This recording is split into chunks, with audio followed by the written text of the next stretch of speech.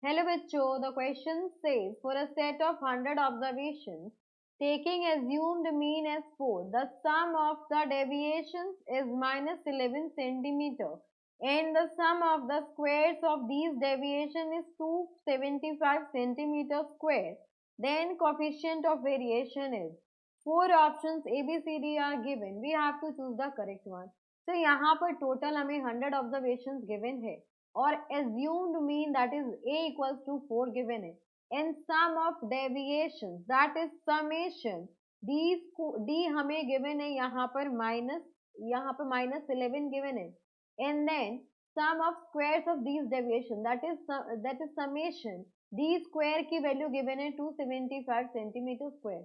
So coefficient of variation find out करने के लिए हम यहाँ पर की concept use करेंगे that is the formula of coefficient of variation. So, coefficient of variation is equals to formula होता है standard deviation upon mean multiplied by 100. तो standard deviation और mean हमें find out करना है. तो first of all यहाँ पर अगर हमें देखा जाए तो हमें यहाँ पर summation d की value given है. Sum of deviations that is minus 11 and number of observations that is capital N की value हमें 100 given है और नेक्स्ट यहाँ पर हमें summation D square the sum of the squares of this deviation is equals to 275 centimetre square. तो यहाँ से अब हम क्या फाइंड आउट कर लेंगे, यहाँ से हम स्टैंडर्ड डेविएशन की वैल्यू फाइंड आउट कर लेंगे. तो standard deviation is equals to under root to variance. तो यहाँ से आ जाएगा हमारे पास standard deviation is equals to under root summation D square upon capital N minus यहाँ पे आएगा आपके पास summation D upon N whole square. तो वैल्यूज को सब्स्टिट्यूट करेंगे तो यहाँ से आ जाएगा आपके पास standard deviation is equals to under root हमें समेशन डी स्क्वायर की वैल्यू गिवन है 275. So this will be 275 upon number of observations 100 given है माइनस नेक्स्ट अगर हम बात करें तो समेशन डी की वैल्यू -11 है तो ये हो जाएगा आपके पास -11 अपॉन 100 का होल स्क्वायर.